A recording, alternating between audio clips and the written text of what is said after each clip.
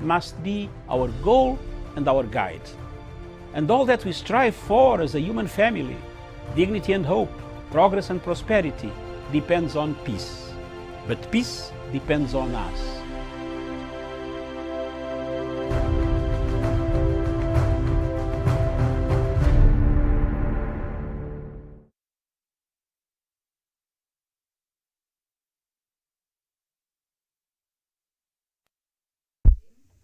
Diaspora Dispatches, where I get to bring you the latest news from across the continent. My name is Amira, and as usual, we're coming to you from Kenya's capital here in Nairobi. And in case you don't know what's happening in the continent today, you woke up to the news of a possible coup in Sudan, and that is where we shall start our bulletin this afternoon from. Sudan's military has dissolved a civilian rule, arrested political leaders, and declared a state of emergency. General Abdel Fattah Burhan, who had been heading a joint council with civilian leaders, blamed political infighting. Protesters have taken to the streets of the capital Khartoum, and there are reports of gunfire. Military and civilian leaders have been at odds since long-time ruler Omar al-Bashir was overthrown 2 years ago and the transitional government set up. Prime Minister Abdallah Hamdok is among those reported to have been put under house arrest. A video footage from the North African nation's capital on Monday showed protesters manning lit barricades and entering the area near the military headquarters, and I'll come back to that story in a short bit. But in other news, we head over to Mali, where the United Nations Security Council delegates, led by the ambassadors from the US, France, and Niger, arrived in Bamako for 2 days of talks to push the military-led interim government for a return to democracy after 2 coups in 9 months. The delegation adds to international pressure on coup leaders to abide by February 27th, a deadline set by Economic Community of West African States, ECOWAS, for a presidential election, a deadline that the regime is openly suggesting might be missed. Kenya's ambassador to the United Nations, Martin Kimani, said it will be ideal for them to have a better understanding of the situation in Mali in order to know how best to help.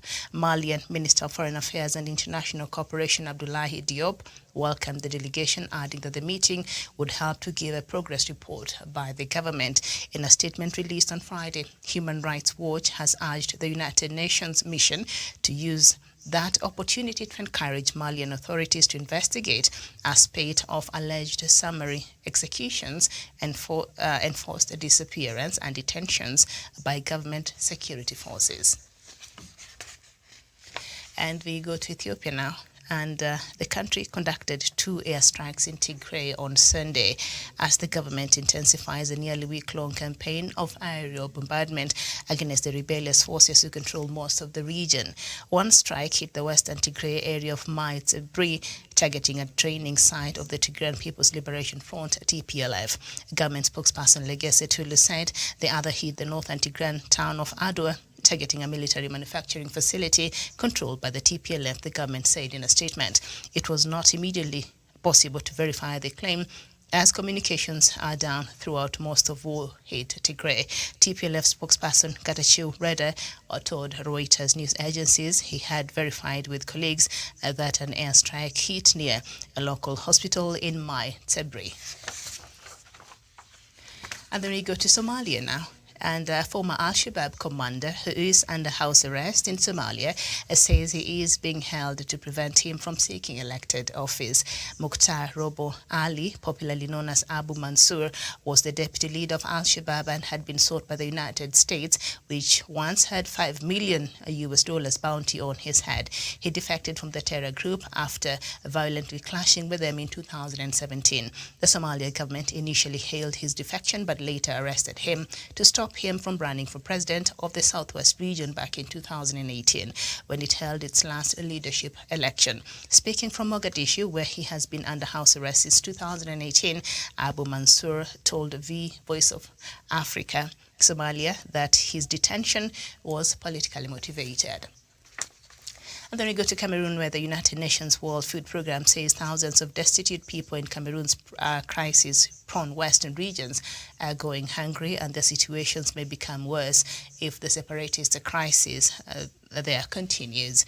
Chris Nikoi, World Food Program Director, Regional Director for Western Central Africa, is visiting hungry community members, most of them farmers chased from their farms by the conflict, who are pleading to be spared from fighting between the military and the Anglophone separatist group.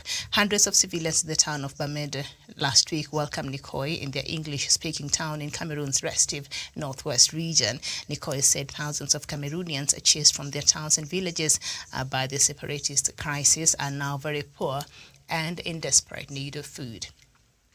And then we go to Nigeria, where gunmen attacked a jail in Nigeria's Oyo State late Friday and freed more than 800 inmates by force, the third such major attack this year, prison services said in a statement on Saturday.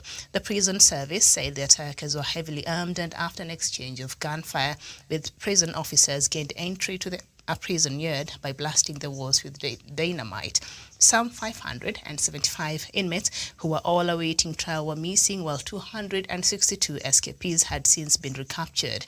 It said, adding that the jail housed only 64 convicts who did not escape. And still staying with Nigeria, controversial Islamic scholar and preacher Sheikh Ahmad Gumi has warned that declaring bandits in Nigeria as terrorists will come at a price. Speakers of the 36 state houses of assembly in Nigeria on Saturday called on the federal government to declare bandits and kidnappers as terrorists, adding that kidnapping and banditry should be dealt with decisively. However, Gumi, in a statement titled "Declaring Bandits as Terrorists Will Come with a Price," said the moment bandits are termed terrorists, the direct foreign jihadist movement will set in force. He said this may be found palatable and attractive by many teeming unemployed youths. And of course, I'm sure, I don't know how to feel about that, because we know even President Muhammadu himself has been very reluctant in taking decisive actions when it comes to dealing with the issues of banditry and also kidnapping in Nigeria. So just part of that. And by the way, that's the end of the news we had before we head back to Sudan. And part of the statement by, Sheikh Ahmad Gumi, this is what he said. Nobody doubts that sentimentalism today overrides sensibility in our polity. For the sake of posterity, some people will have to speak out. The acts that the bandits are committing now, this was a statement from the 36 state houses of assembly in Nigeria who met on Saturday, and this is what they said, while they were asking the government to declare, to proscribe, basically, the way they proscribed IPOB was proscribed in 2017 as a terrorist group. So that is what, these leaders are saying. Could you proscribe and term, criminal activities of the bandits and the kidnappers as a form of terrorism? So while they were issuing that statement, this is what they said. The acts the bandits are committing now in Northwest have gradually over time become tantamount to terrorism, because wherever innocent people are fatal victims, it's pure terrorism. Yet, innocence these days is relative. We agreed if their children and women are also killed, they're guilty by association or collateral damage. So also the bandits may think the same way. It's right for vigilantes to lynch Fulani's herdsmen or anyone that looks like them by profiling. That wrong, but wrong for the herdsmen to ransack villages in retribution. They are pushed to believe it is an existential war, and in war, ethics are thrown out of the window. Okay, a lot of times these Nigerians, when they talk or write things, they use very elaborate and very flowery English, and at the end of the day, they're not able to really communicate effectively. The essence of communication. For effective communication, you have to keep it simple. That is just rule number one. But what they're saying is, could you, proscribe? Could you call the bandits? Could you call the kidnappers with a name that perhaps will match the criminal activities they have been performing in the country, and that is a home, bred kind of terrorism or that sort. So this Islamic scholar, and I think we've talked about him a couple of times on the show, because a lot of times when this kidnappings takes place, apparently he knows where these kidnappers are, and on top of that, usually he does have their contacts So he will be the person to mediate between the kidnappers and the people and the victims, or the families and friends of the victims who have been kidnapped. So he will be the one to take the ransom money. He will be the one to mediate. So he'll come back and say, you know what, your children are fine. They will not be killed. Just give these people all they want. So he's been doing a lot of that.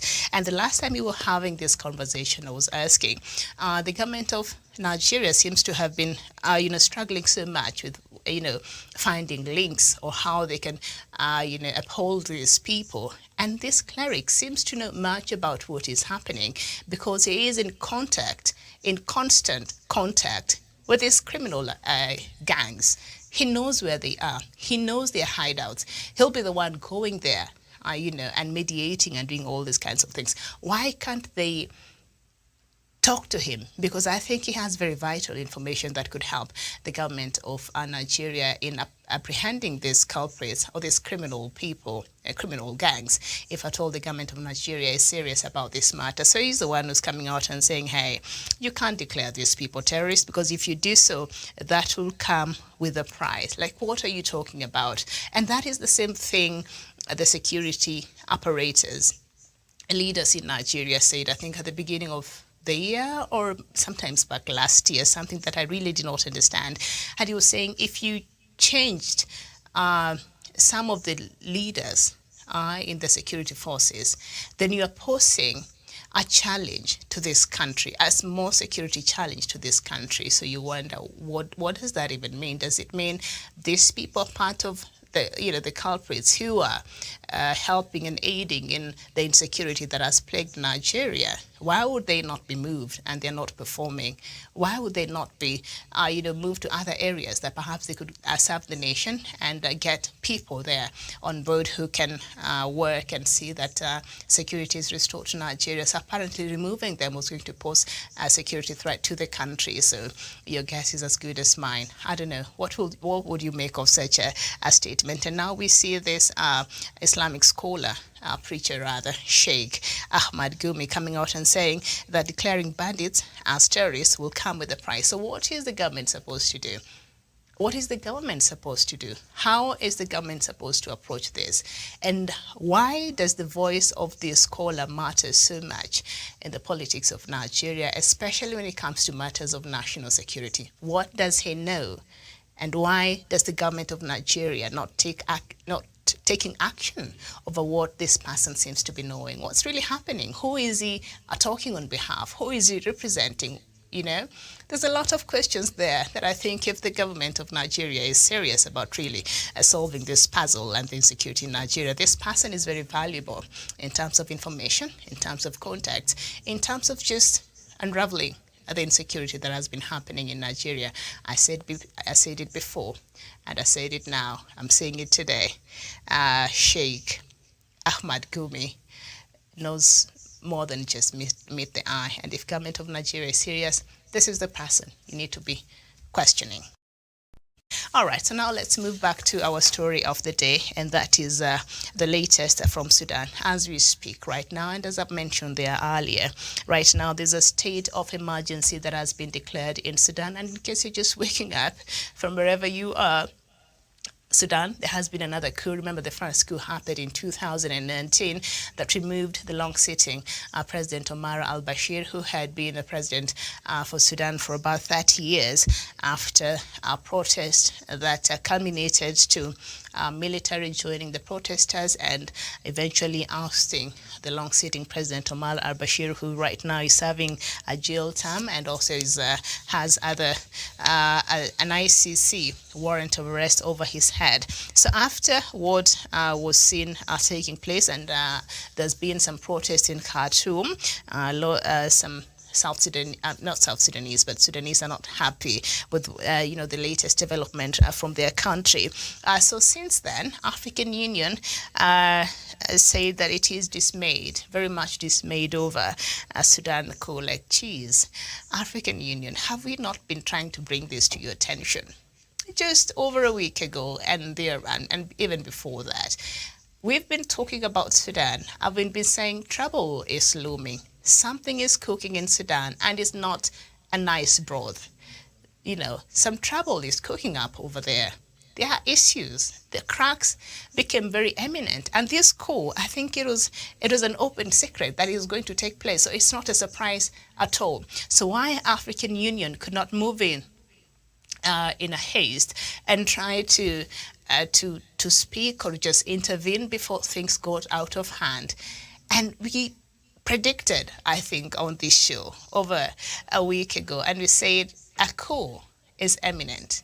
Something is going to happen in Sudan. And today we wake up in the morning and see now there's a state of emergency that has been declared following this coup. And reports indicate that Prime Minister Abdallah Hamdok is among those reported to have been put under house arrest. And since then, he's been moved to a unknown location. Now, the African Union, the chairperson of the African Union, that will be Musa Faki Mohammed, has called for the immediate resumption of consultations between civilians and the military amid a coup in the country. A statement said, sent by Musa Faki, he said that he was deeply dismayed by unfolding events and called for the release of all arrested political leaders and the necessary strict respect of human rights. Musa Faki Mohammed, I don't know why you come in after something has happened, and I don't know why you don't come in and just try to just do something before things get out of hand. Okay, why are you always quick to react? Well, a lot of these cases, you could come in before, the country, a situation has become a crisis as it is now there in Sudan. And of course, the EU also sent out a statement, and the European Union has called on Sudan's military and civilian leaders to put the country's transition process back on track. It follows reports that a military takeover is underway in Sudan, and of course it is. And EU Foreign Affairs Chief Joseph Borrell tweeted today that he was following events in the country with utmost concern. So that is a statement from EU. And the United Nations also expressed its feelings about the developing story in Sudan. And it says the United Nations has urged Sudan's security forces to immediately release those who have been unlawfully detained or placed under house arrest. Prime Minister Abdallah Hamdok is among civilian leaders reported to have been put under house arrest, I've told you. And this is just part of the statement from the United Nations. And it said, I'm deeply concerned, I think that is from the Secretary General, Antonio Guterres, that will be. I'm deeply concerned about reports of an ongoing coup and attempts to undermine Sudan's political transition. The reported detention of Prime Minister, government officials and politicians are unacceptable. That is the United Nations Special Representative to Sudan on behalf of the UN Secretary General. All parties must immediately return to dialogue and engage in good faith to restore the constitutional order, he added. It remains unclear who was behind the pre-dawn arrest. Now, the Arab League, which I find to be very interesting because we had this conversation at around 11 a.m. earlier on our Diplomatic League's show. And there's a possibility that Arab politics are at play. They were at play during the 2019 ousting, largely their interest there was well represented. There were interested parties during the ousting in 2019. And they could very well be still the politics still playing in Sudan right now. There's so much background information that I might not be able to share right now because of the interest of time. But this is what the Arab League said. The Arab League has expressed concern over, of course, the developments in Sudan after the military detained civilian leaders and ministers in an apparent coup. It called on the Sudanese parties to abide by the signed transitional arrangements, according to a statement by Arab League Secretary General Ahmed Abdul Gate. And of course, we know that Sudan is an African member of the Arab League.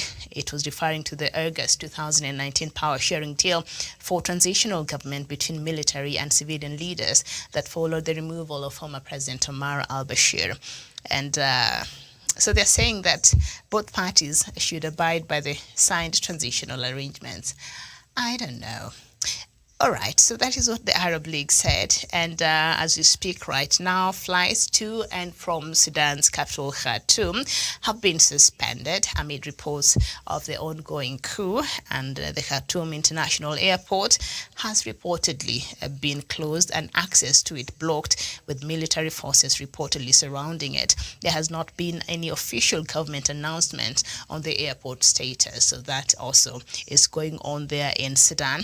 And Sudan's Information Ministry says soldiers, that was earlier in the morning, soldiers stormed the radio and television headquarters in Omdurman near the capital Khartoum. It says joint military forces detained a number of employees in the television and radio station. I think that those are the national broadcasters. And internet also has been shut down in the country, but images have appeared on social media showing angry crowds burning tires on the streets. So when you hear a country that, now they want to start controlling even the internet and the flow of information, and we already know that a free press is something that is quite new in Sudan. They're not there yet, especially under the last regime. A free press was not something present in Sudan. So that is what is happening there. So social media played a big role even when it comes to the ousting in 2019 of Omar al-Bashir. So I'm not surprised that will be the first target of the military junta, to go and try and tamper and ensure that this information does not get out to the rest of the world. Now, earlier on, of course, Prime Minister Abdallah Hamdok was reported to be under house arrest. And while he was there before he was moved to another undisclosed location, he was asking Sudanese people to continue holding peaceful protests and defend the revolution. And I think that has been a rallying call. Remember just a few days ago when there was that attempted coup. I think it was earlier. Was it earlier this month or just late September when there was an attempted coup? And we had that conversation also here. But now we see. So apparently it was from a military side that is still loyal to the former president Omar al-Bashir. But I think this was a setup by the military itself, so they knew what they were doing. And at that time, Abdallah Hamdok, I think, was very categorical when he came out to speak on that attempted coup that happened then. And he said, we have to protect the revolution. These are the calls he's been making. And so at that time, and he said this, the military is trying to derail the transitional process. And earlier today, that was his calls as well. He's saying, Sudanese people, go out there and have a peaceful protest and defend the revolution, the gains that have been made so far. Remember, the transitional government is supposed to be in place for 3 years, starting August 2019. That was supposed to be culminating to an election in 2022 next year. And beginning next month, the process is supposed to have been starting.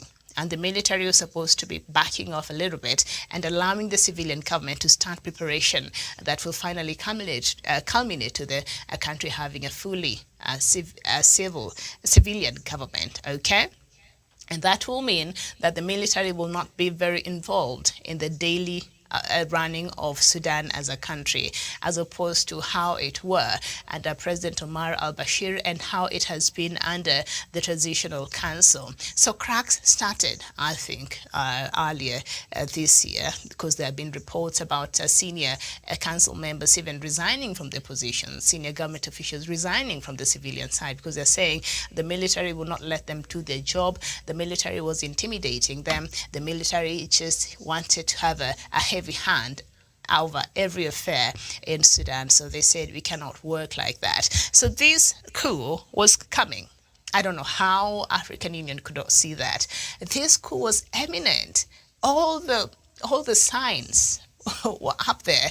And I think also the issue of, and we talked about this earlier, so I will not get too much into the details of it, the issue of ICC and the warrant of arrest, and the fact that earlier, a few months ago, Sudan, I think the civilian side, Prime Minister Hamdok's side, they agreed that over time they will hand over Omar al-Bashir to the ICC, and that even had the new chief prosecutor of the ICC come to Sudan, said he was going to, set up an office and start his own investigations of what transpired in 2013. Remember the Darfur genocide, where over so many people died, right?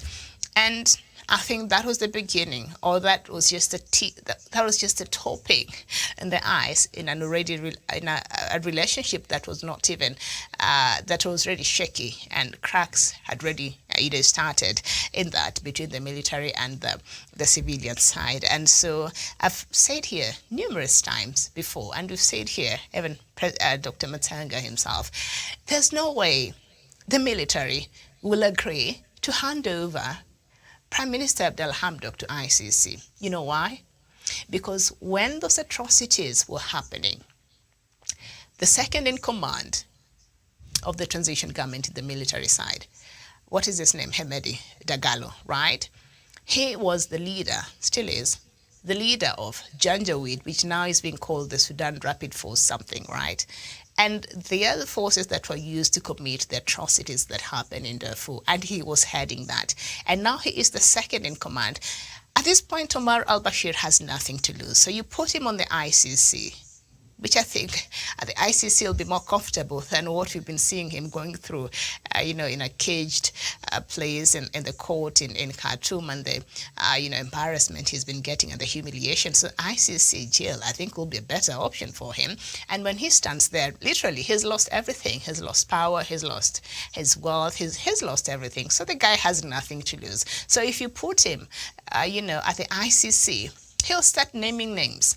And there are people who were part and parcel of this transitional government that participated and held positions during this genocide and could have a direct link with what happened. So taking, Bashir over there will mean they will be next, to follow and go. So they were not going to agree to take, Omar al-Bashir at the ICC. And I think after the coup, immediately when the military came out to make statements, the first things they said was that they had no intentions of taking Omar al-Bashir at the ICC. They will not do that. So maybe they're just living up to their word.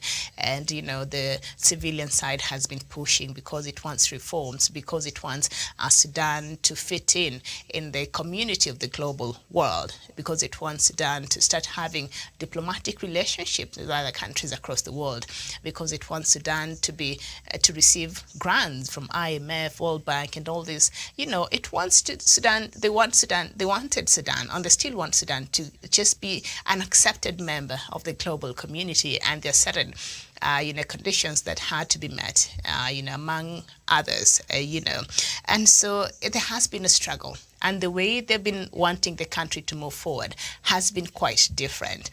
The civilian side, as we know, the constitution in Sudan right now was suspended in 2019, so they were working on a new document.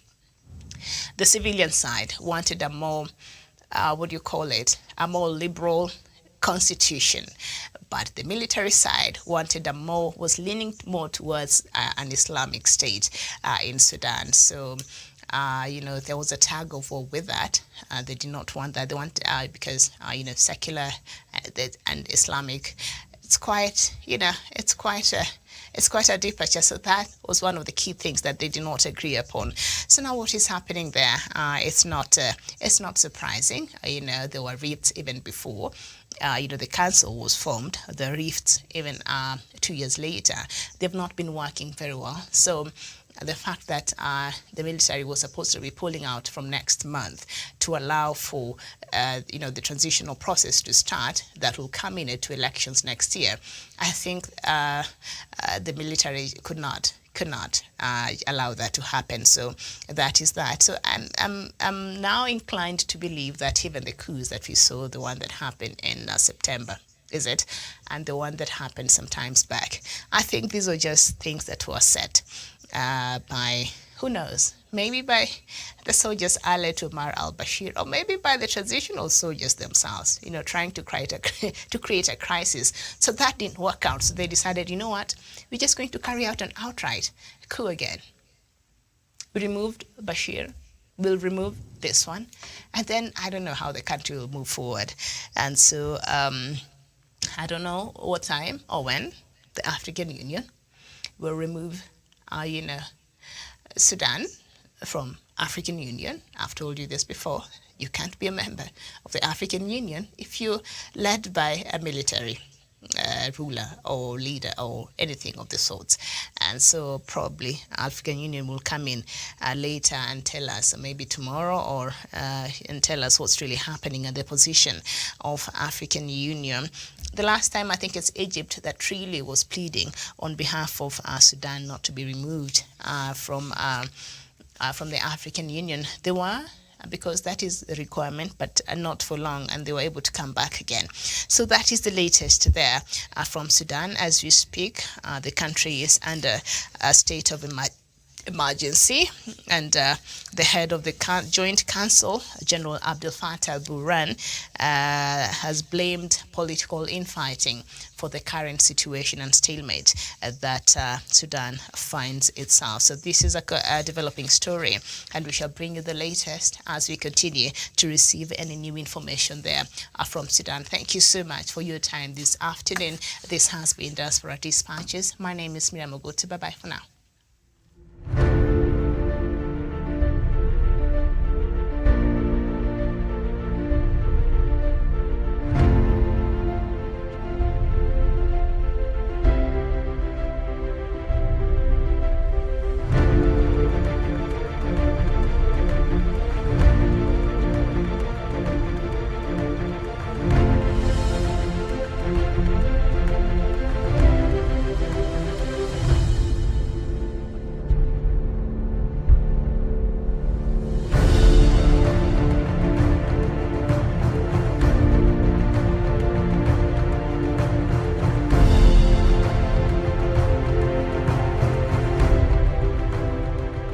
Peace must be our goal and our guide. And all that we strive for as a human family, dignity and hope, progress and prosperity, depends on peace. But peace depends on us.